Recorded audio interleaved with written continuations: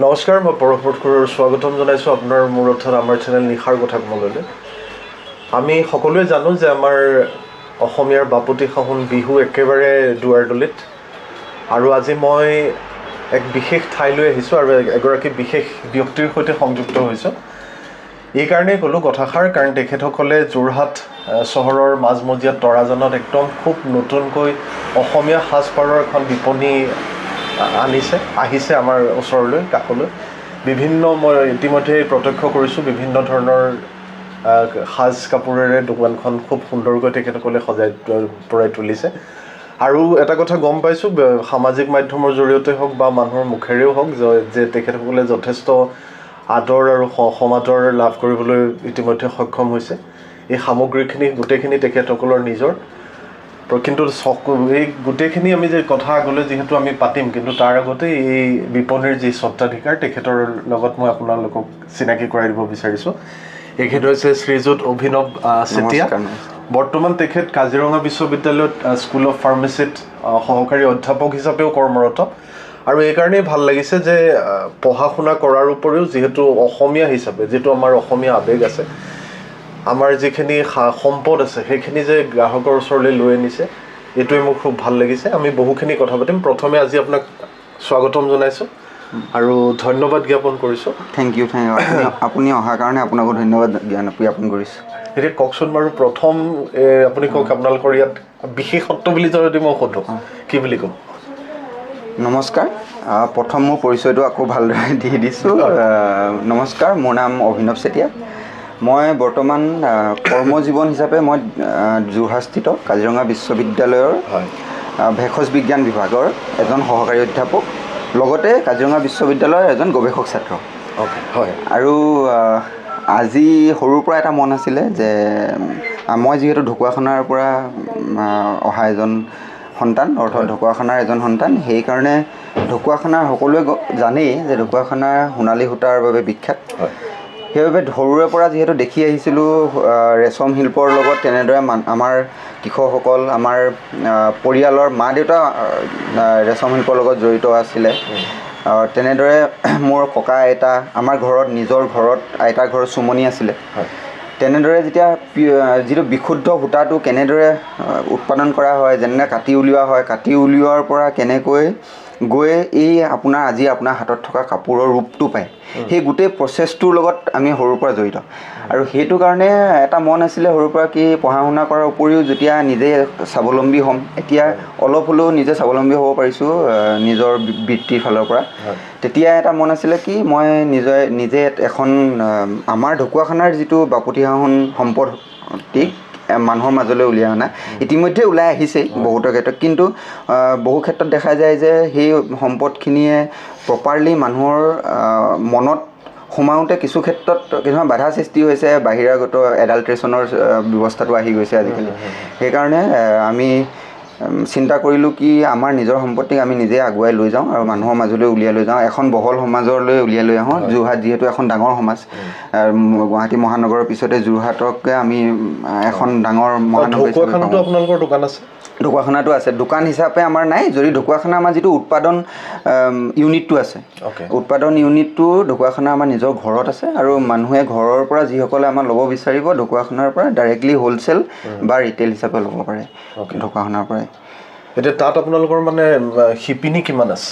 শিপিনী আমাৰ এতিয়া বৰ্তমান নিজা সম্পূৰ্ণ তাঁতশাল বুলিবলৈ আমাৰ 3খন তাঁতশাল আছে। আৰু আগতে যিসকল তাঁতীশাল বুলি কোৱা হয়, সেই তাঁতীশালৰ লগত কি হৈছে, আমি শিপিনীসকলে বহুত কষ্টৰে এখন কাপোৰ উলিয়াবলৈ বহুত সময় লাগে। এতিয়া যিহেতু আমি ব্যৱসায় ভিত্তিক কৰি আছোঁ, সেইটো কাৰণে অলপ ফাষ্ট কৰিবৰ কাৰণে প্ৰচেছটো আমি ফুল হওক বা বিভিন্ন ধৰণৰ কাৰণে অলপ এডভান্স শাল ব্যৱহাৰ কৰিছোঁ, কিন্তু আপোনাৰ হেণ্ডমেড আমাৰ শিপিনীয়ে নিজ হাতেৰে বয়। আৰু 3খন শালত বৰ্তমান 3গৰাকী শিপিনীয়ে কাম চলাই আছে। যদিও কাম 3গৰাকী ক'বলৈহে 3গৰাকী, কিন্তু কাম উৎপাদন আমাৰ যথেষ্ট হয়। দৈনিক 15-16 ঘণ্টাও তেওঁলোকে কাম কৰি দিয়ে। এতিয়া বিহু বতৰ তেওঁলোকে পূৰা কাম কৰি আছে।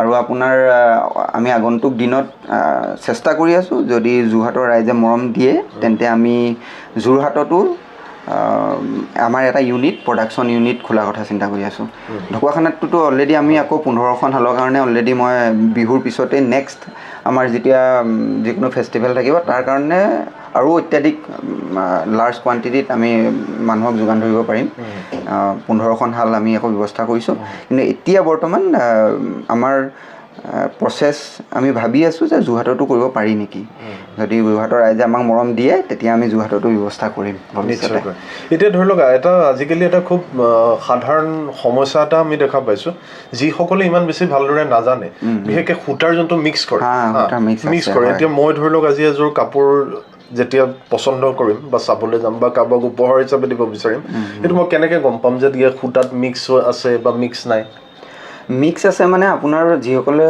পিয়'ৰ কাপোৰটো চিনি পায় তেওঁলোকে কাপোৰটো দেখাৰ পিছতেই ধৰিব পাৰেই আমাৰ যিহেতু এতিয়া কি হৈছে আমাৰ ঢকুৱাখানাখন পিয়'ৰ মুগাৰ কাৰণেই বিখ্যাত যিহেতু সম্পূৰ্ণ চুমনি বা ৰেচম শিল্পৰ লগত গোটেই মানুহবোৰ জড়িত তেওঁলোকে আমি দেখিলেই গম পাওঁ বা আমাৰ যিসকল সাধাৰণ নৰ্মেল গ্ৰাহক আহে তেওঁলোকে কেতিয়াবা ধৰিব নোৱাৰে কিন্তু যেতিয়া আমি পিয়'ৰটো দেখাই দিয়া যায় তেতিয়া তেওঁলোকে তাৰ পাৰ্থক্যটো ধৰিব পাৰে আৰু এনেকুৱা নহয় যে ডাইৰেক্টলি কৈ দিব নোৱাৰি যে কোন সাপোজ আমাৰ মুগাত আপোনাৰ এডাল্ট্ৰেশ্যনটো মিক্সটো হ'লে কেনেকৈ ধৰিব পাৰি সেইটো আমাৰ চকুৱে চায়ে ধৰিব পাৰি বা এতিয়া অত্যাধিক লেব টেষ্টিং আহি গ'ল অত্যাধুনিক চিষ্টেম আহিলে লেব টেষ্টিঙৰ যোগেদিও কৰিব পাৰে কিন্তু আমি লেব টেষ্টিঙৰ যোগেদি কৰাতকৈ আমি যিটো আমাৰ বিশ্বাস মানুহক বিশ্বাসটো দিবলৈহে যত্ন কৰি আছোঁ আমি প্ৰথম পৰ্যায়ত যে লেব টেষ্টিং কৰি আপোনালোকে আমাৰ পৰা এযোৰ কাপোৰ লওক লেব টেষ্টিং কৰা আছে তেনেকৈ আমি কোৱা নাই আমি কৈছোঁ যে আমি সম্পূৰ্ণভাৱে বিশুদ্ধ কাপোৰ দিছোঁ আৰু তাৰপিছত যদি আপুনি কিবা সমস্যা পায় তেতিয়া আমাৰ ওচৰলৈ আকৌ আহিব পাৰিব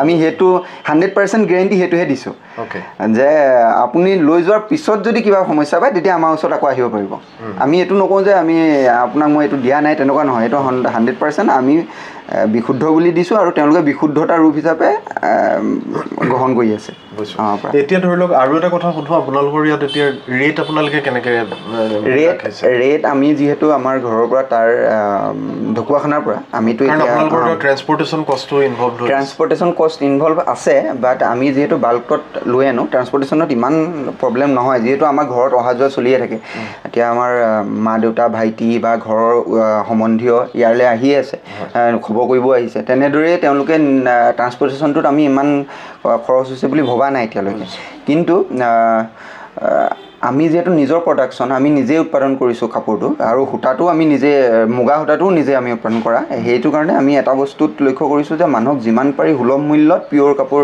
বিশুদ্ধ কাপোৰটো দিবৰ কাৰণে চেষ্টা কৰিছোঁ আৰু সুলভ মূল্যত বুলি ক'বলৈ গ'লে আমি যিটো হ'লচেল ৰেট থাকে আমাৰ শালৰ পৰা আমাৰ এই উদ্যোগটোৰ পৰা যিহেতু হ'লচেলত যায় আমি ইয়াত যোৰহাটত যদিও আমি বিপণীখন আৰম্ভ কৰিছোঁ ইয়াত আমি হ'লচেল ৰেটতে দিব চেষ্টা কৰি আছোঁ বৰ্তমানলৈকে এইবাৰ বিহুলৈকে আমি হ'লচেল ৰেটেই থাকিম আৰু এযোৰ কাপোৰ আপোনাৰ সম্পূৰ্ণ কৰোঁতে কিমান সময় লাগে আপোনাৰ কাপোৰযোৰ ফুলৰ আৰু ডিজাইনৰ ওপৰত নিৰ্ভৰ কৰে তথাপিতো আপোনাৰ এযোৰ ভাল ফুলৰ কাপোৰ সম্পূৰ্ণ কৰোঁতেতো আপোনাৰ 3-4 দিনলৈকে যাব পাৰে বুজিছোঁ 3-4 দিন পৰ্যন্ত যাব পাৰে আৰু তাত আপোনাৰ খৰচটো কেনেদৰে সোমাই আছে প্ৰথম আপোনাৰ সূতাৰ খৰচ আছে আপোনাৰ শিপিনীৰ বোৱনী আছে শিপিনী হাজিৰাৰ কথা আছে সেইটো কাৰণে যেতিয়া আমাৰ কি হয় যেতিয়া ফুলটো অলপ হেভি হৈ যায় তেতিয়া আমাৰ গ্ৰাহকসকলেও এই বস্তুটো বুজি পাব লাগে কিয়নো তেওঁলোকৰ সেই ফুল হেভি হোৱাৰ লগে লগে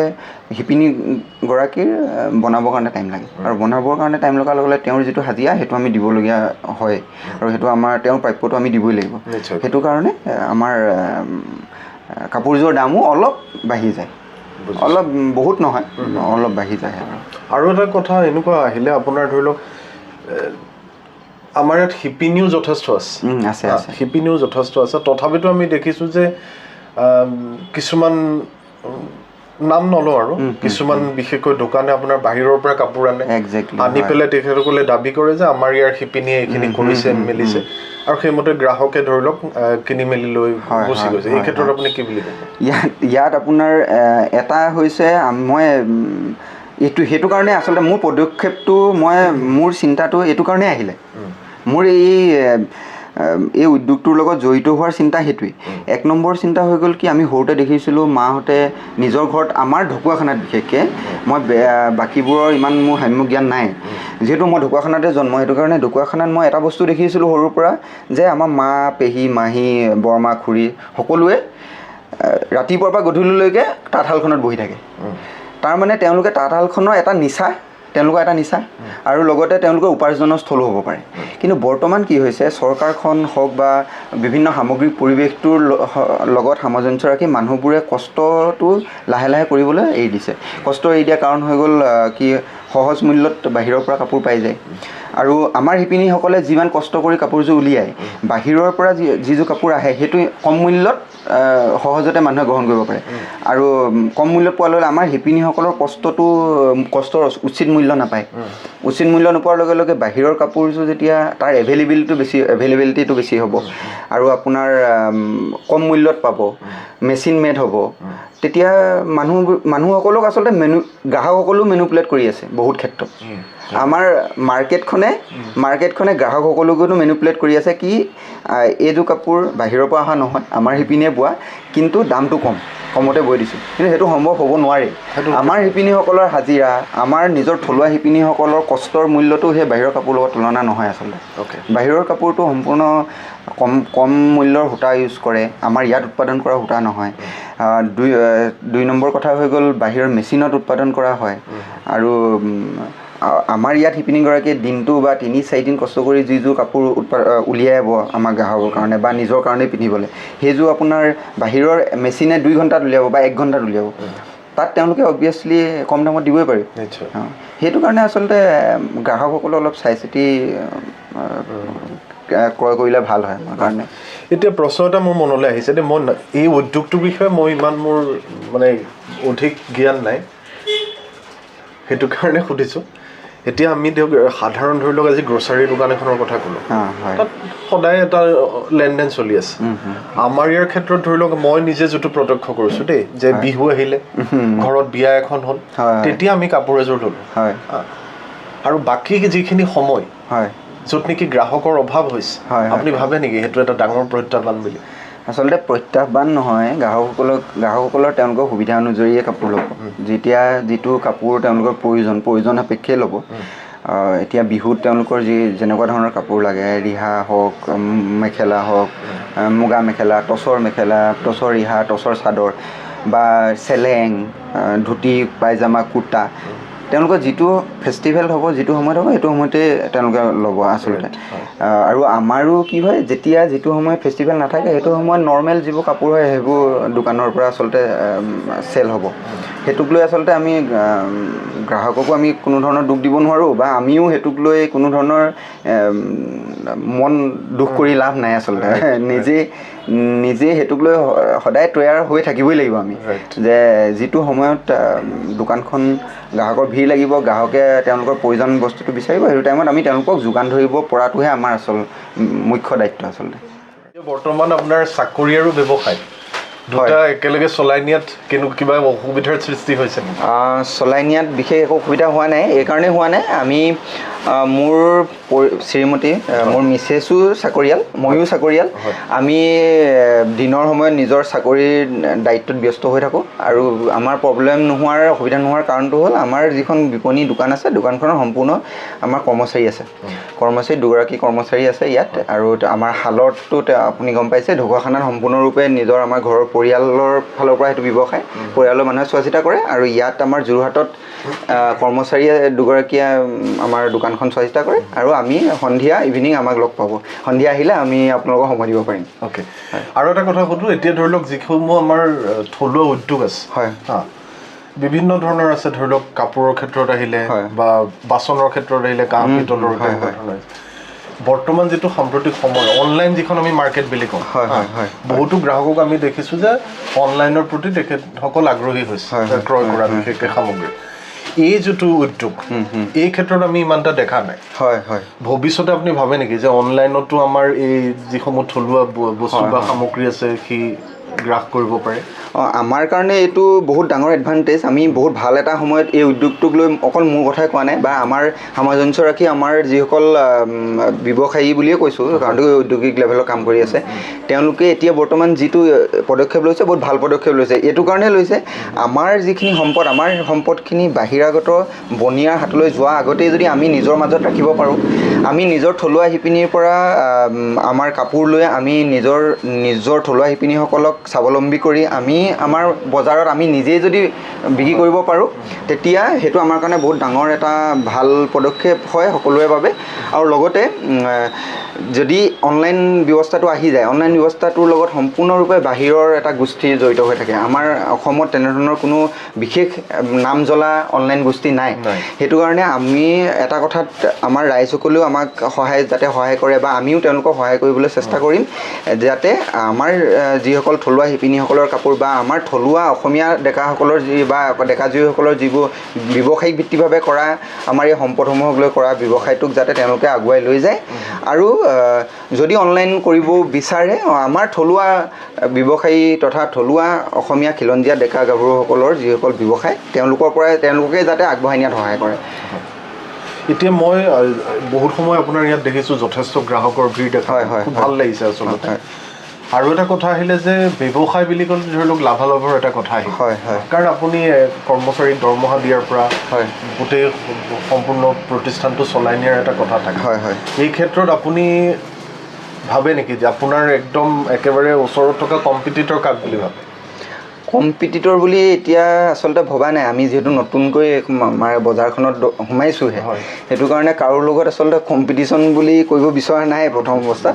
আমি মাত্ৰ এটা বস্তুত ফ'কাছ কৰিছোঁ যে আমি ঢকুৱাখানাৰ সম্পদ সোণালী সূতা, মুগা সূতা আৰু ঢকুৱাখানাৰ থলুৱা শিপিনীসকলৰ দ্বাৰা নিৰ্মিত যিবোৰ সাজপাৰ সম্পূৰ্ণৰূপে 100% বিশুদ্ধ আৰু বজাৰত বৰ্তমান যিবোৰ দাম চলি আছে বা যিবোৰ প্ৰাইজত মানুহে কিনি আছে, তাতকৈ 2 টকা হ'লেও কমকৈ দিবলৈ চেষ্টা কৰিম। আমাৰ প্ৰধান উদ্দেশ্যটো সেইটোৱেই যে সম্পূৰ্ণ বিশুদ্ধ আৰু 2 টকা কম। কিন্তু কাৰোৰ লগত কম্পিটিশ্যন কৰিব বিচৰা নাই বৰ্তমান, আৰু সেইটো কম্পিটিশ্যন কৰাৰ ধৃষ্টতাটো বৰ্তমান নাইও, বিকজ আমি প্ৰথম আৰম্ভ কৰিছোঁহে, আজি 10 দিন হৈছেহে। 10 দিনত কিন্তু গ্ৰাহকৰ বহুত ভাল ৰেছপন্স পাইছোঁ, আপুনিও দেখিছেই। বহুত ভাল ৰেছপন্স আৰু গ্ৰাহকসকলৰ ফিডবেকো বহুত ভাল। যিসকলে আমাৰ পৰা পাৰ্চেছ কৰিছে তেওঁলোকৰ ফিডবেকো বহুত ভাল পাইছোঁ। আৰু একেবাৰে শেষৰটো প্ৰশ্ন কৰোঁ, যিসকলে এই ভিডিঅ'টো চাব তেখেতসকলক আপুনি কি আহ্বান কৰিব বিচাৰিব? আৰু লগতে আমাৰ যিটো অসমীয়া যিটো চহকী এই উদ্যোগটো, ইয়াৰ ভৱিষ্যতটো আপুনি কেনে দেখে? প্ৰথম কথা আপোনাৰ দ্বিতীয় প্ৰশ্নটোৰে উত্তৰ দিছোঁ। আমাৰ উদ্যোগটো চহকী আছিলে, এতিয়াও আছে আৰু ভৱিষ্যতেও থাকিব। অসমীয়াৰ মানে যিটো বাপুতি সাহোন সম্পদসমূহ, আমি যদি সৰ্থেবাৰী কাঁহ শিল্পকে চাওঁ বা শুৱালকুছিৰ পাট মুগাকে চাওঁ আৰু আমাৰ ঢকুৱাখানাৰ ধেমাজিৰ যিটো মুগা, এইকেইটা বস্তু কাৰোৰ লগত তুলনা নহয়। যিহেতু মুগা জিঅ'টেক পাই ৰাখিছে, জিঅ'লজিকেল ইণ্ডিকেশ্যন পাই ৰাখিছে। এইখিনি মই মাজতে কৈ দিছোঁ দেই, আমাৰ শুৱালকুছি বা ঢকুৱাখানাৰ মানে সূতা বা এই ধৰণৰ কিবা ডিফাৰেঞ্চ আছে নেকি? ডিফাৰেঞ্চ মানে আমাৰ ঢকুৱাখানা ধেমাজিত বিশেষকৈ টচ মুগা আৰু যিটো আমাৰ পিয়'ৰ মুগা, যিটো গল্ডেন চিল্কটো, সেইটোক লৈ বিশেষভাৱে কাম কৰা হয়।